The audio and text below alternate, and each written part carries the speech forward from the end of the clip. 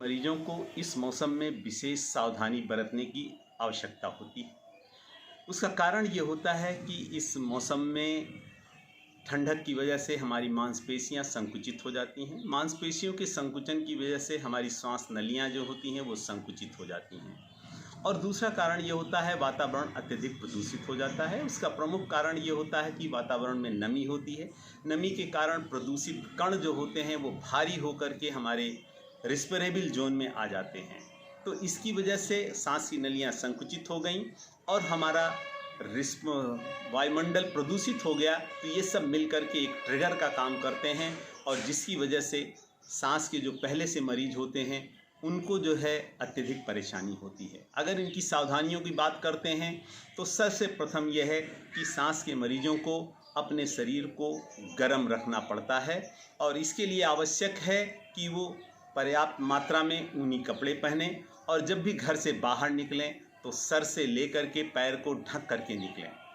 और अगर वो सांस के मरीज हैं तो जो दवाइयाँ नियमित रूप से खा रहे हैं उन दवाइयों का नियमित रूप से सेवन करते रहें। और जब भी मौसम जैसे ठंडक की शुरुआत हो ये अपने चिकित्सक से मिल लें। पारिवारिक चिकित्सक इनके जो होते हैं इनसे अपने सांस की दवाओं की मात्रा को रेगुलेट करा लें। जो इन्हेलर्स लेते हैं उसकी मात्रा को रेगुलेट करा लें। और इसी के साथ साथ सांस के मरीजों को एक हिदायत और दी जाती है कि वो अपनी दवाओं को उचित मात्रा में अपने घर पर स्टॉक कर लें। कभी कभी ये होता है कि सांस रात में तकलीफ़ होने लगती है, अगर दवा खाने गए तो पता चला दवा ही नहीं है। तो ये खास बात है। दूसरा ये है सांस के मरीजों को इस मौसम में और भी ध्यान रखना होता है कि उनका वातावरण प्रदूषित ना हो। खास करके ऐसे मौसम में क्या होता है कि एक ही कमरे में कई लोग रहते हैं। कमरे में अगर रहते हैं तो उसमें कई लोगों की वजह से बीमारी का आदान प्रदान होने का डर रहता है। तो इसीलिए सबको हिदायत दी जाती है अगर आप सांस के मरीज हैं, घर में आपके कई लोग रहते हैं तो आप मास्क का प्रयोग करें। और जिस कमरे में आप रहें उस कमरे में वातावरण का कहते हैं हवा का आदान प्रदान बराबर होना, यानी वेंटिलेटेड रूम होना चाहिए। और आप जिस कमरे में रह रहे हैं उस कमरे में कोई भी स्मोकिंग ना करता हो।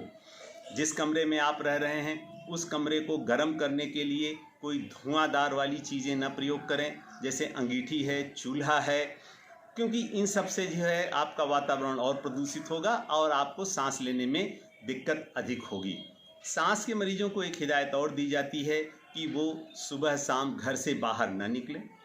हमेशा प्रयास ये करें कि सूर्यास्त के पहले अपने घर वापस आ जाएं और हमेशा सूर्योदय के बाद ही घर से बाहर निकलें। जब मौसम गर्म हो जाए तभी घर से बाहर निकलें, क्योंकि मौसम जब गर्म होगा तो आपका वातावरण विरल हो जाएगा और प्रदूषित कण आपके वातावरण से छट जाएंगे और आपको आराम होगा और सांस लेने में दिक्कत भी कम होगी।